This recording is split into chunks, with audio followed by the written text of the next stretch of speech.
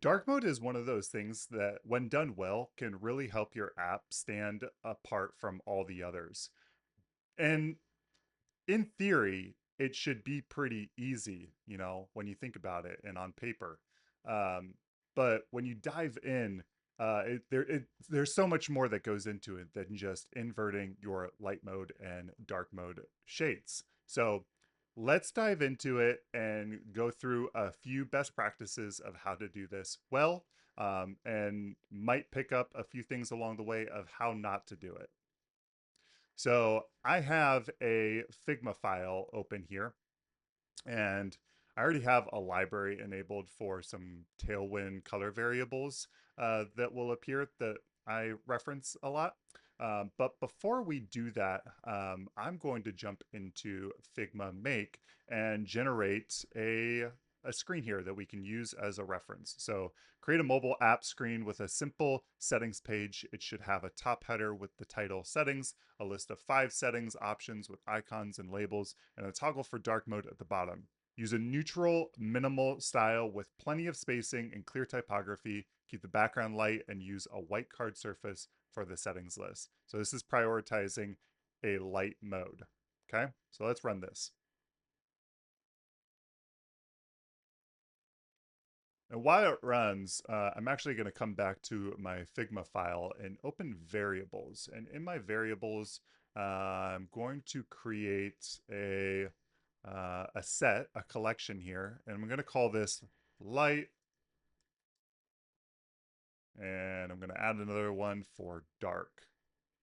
And I'm just kind of going to go down the list and think of all the versions that I would need. So I'm going to need some sort of like background primary that's going to be the surface of cards that sit on top of the actual background. So it's more of a surface, but we'll call that background. And then I'm going to add another one in here for background secondary. And I want that background primary to be white, but I want the background secondary to use a like a 50 or a 100 of a neutral palette. So I like to use slate a lot. It's the cooler end of one of 5 neutral palettes that Tailwind provides. Next is gray, zinc, neutral, and stone. And as you can tell, they kind of range from cooler to warmer. But I like to use slate, and so I'm just going to pull 50. Some other things that I would need is text primary, text secondary, text tertiary, and this I'm going to start all the way on the other end of the spectrum. So slate 900. Secondary, I usually go for like a 700, and then tertiary, I use a 600. Let's come back to my Figma Make and see how it's doing. Okay, cool. Yeah, this works. So I'm going to publish this, not featuring it on the community. While it does that, I'm going to come back here. So now, when converting to dark mode, uh, it's it's not going to be as easy as, selecting black instead of white. You're not looking for like the complete opposite end of the spectrum. Let me undo that. So like what that would look like for a background secondary where slate 50 is the option. I don't want the immediate option on the opposite end of the spectrum. So the lightest in slate, I don't necessarily want to go darkest in slate. And this might be easier to explore here. So if I have um, background primary, and I'm going to put this frame on here, and let's just imagine that this is my screen.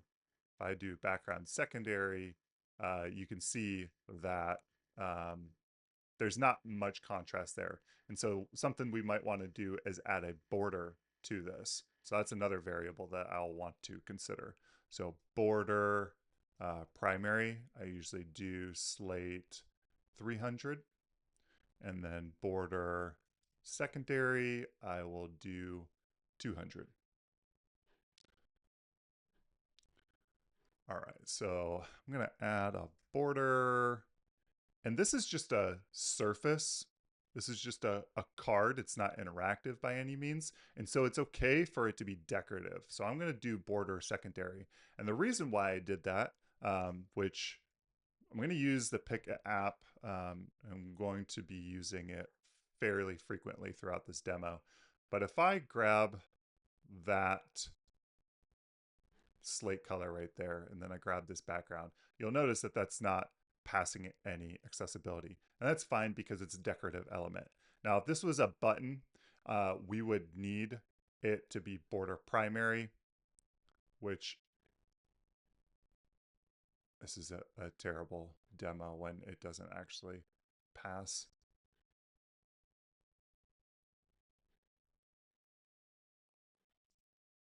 All right, so that's a bad example. Let's carry on. I'm going to come back here and click this link and use the HTML to Figma plugin. I'm gonna drop this to like 390 or something like that and send directly to Figma plugin. Sure, capture current page. Come back into here. Open the HTML to design plugin. Grab the extension and pull this in.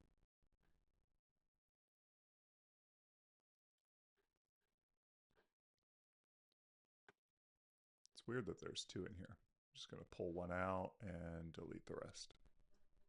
I can delete this now too. So here is our frame. I'm going to add some, too much. So here is where I'm going to start applying some of these values. Background primary. This has a 10% black opacity on the bottom border. I'm going to do border secondary there. Actually, I wonder if border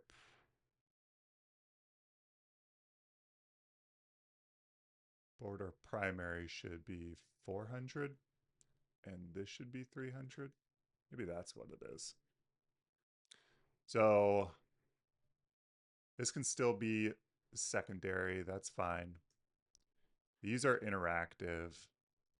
So that will be primary. Same with all these objects. Border primary. Something's happening here. There we go. And this is just getting me started. Give me something to kind of start playing with. This is all using 0A, 0A, 0A. I want this to be text primary. And the reason why, you'll notice that if I detach this isn't like true black. And the reason why I don't do true black on a pure white background is to avoid eye strain. So you always want to avoid the highest contrast possible because sometimes it creates some eye strain. So I will use text primary for that. Sometimes you can get away with using a text variable for these, but I like to have like completely separate variables for those. And so what that would look like is foreground primary, and that might be, I don't know, 500.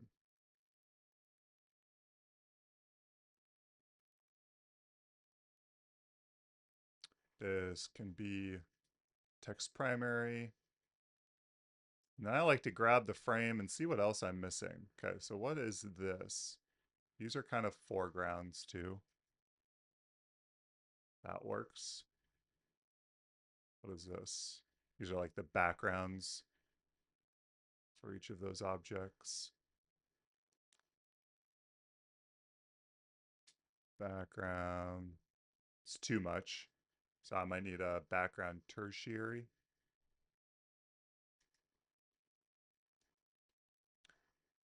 Increase that to 100, see how that, what that gets me. Nope. But I want to leave that in there in the event I ever need a tertiary at 100. So I want this to be scalable. So I'm going to call this quaternary and do 200. See if that works. It's getting there. I'm also just, I'm not liking how intense these are. But if I use my Pika app,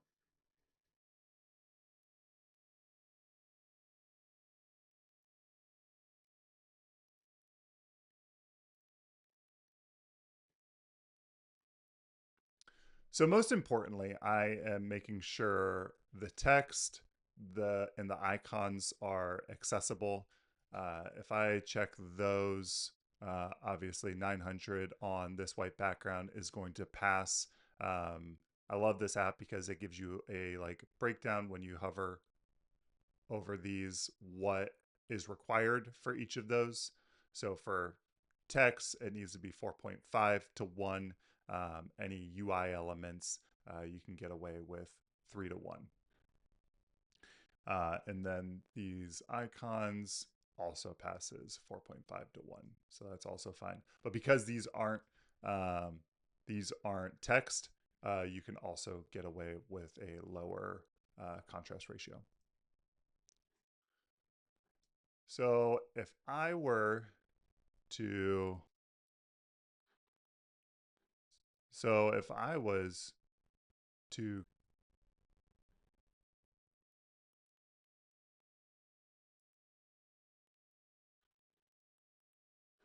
a section here, and I'm going to call this light mode. I'm also going to create another one, but call it dark. When I move this over, it's not going to do anything. But what I need to do is set this, it's automatically set to light. You can manually set it to light. And if I move this over here and I change that, it's dark. And then everything went to white because in our variables, everything is set to white here. And so something that I like to do to kind of get started here is I want to make this background secondary just to show some depth here. So this is primary, this is secondary. And the whole purpose of this is we're trying to replicate, a tactile feel of like how light is cast onto certain objects and create some depth and thinking about hierarchy, and things that are closer to the sun are going to be lighter, things that are further away from the sun are going to be darker, creating a shadow or casting a shadow. And so that's kind of like my thought process here is we're trying to layer everything. With a simple settings page like this, there's not many options, but um, this is a great start to kind of like get a frame of reference. So what I would do is that background primary should actually be lighter than the background secondary. So if I come to my darkest shades, let's say 900, and then this background secondary, I'm going to make 950. If I close this, you can already see that kind of coming through. Make sure I got everything assigned. I'm missing this foreground.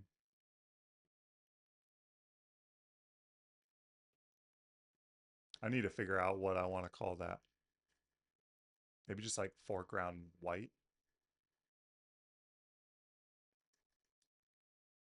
And here I will make it white. And here, I don't know what it's going to be yet. Okay. So background, tertiary, and we're just kind of like going to step in the opposite direction. So since I actually have two more shades that are tertiary and quaternary, I might actually move this late 950 down to here. do 900 here. 8, 7. Oh, use the wrong one. Oh, slate 950, 987. And then text primary. I want my text primary to be white.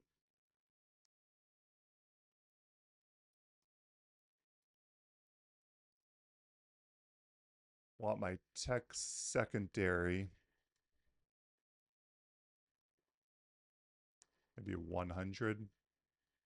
Text tertiary 200. My borders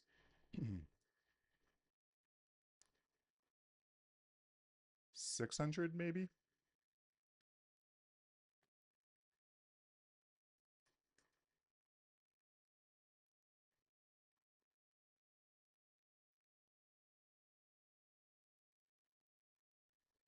Slate.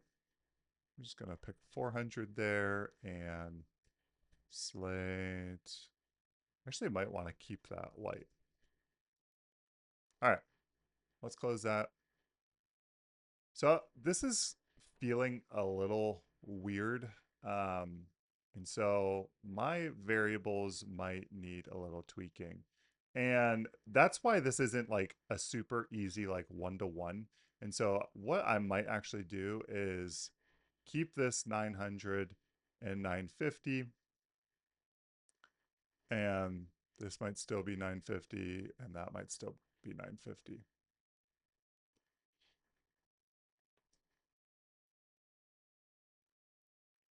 And I'm going to delete that and move this over. And so you can already see these kind of like take shape, and you can tell that these options and the header is elevated. It's closer to the sun than the background is kind of like in this like recessed, almost like a well. But I think this border is actually a little too intense, and that is border secondary. But we want to keep the same naming conventions, and so it directly maps in code those variable names. So I want my border secondary to be darker in dark mode. Border secondary to be darker in dark mode.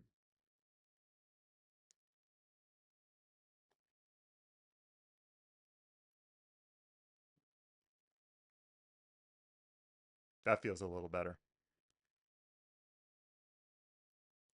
And this actually would snap there because dark mode is turned on. So that was a, very quick, run through as to how you can easily and quickly set up a dark mode for your design system in Figma using variables. And we did that in less than 20 minutes. So feel free to give this a try. I'll probably publish this file to the community. So feel free to download it and check it out for yourself. And if you have any ideas as to how to improve this and make this better, let me know.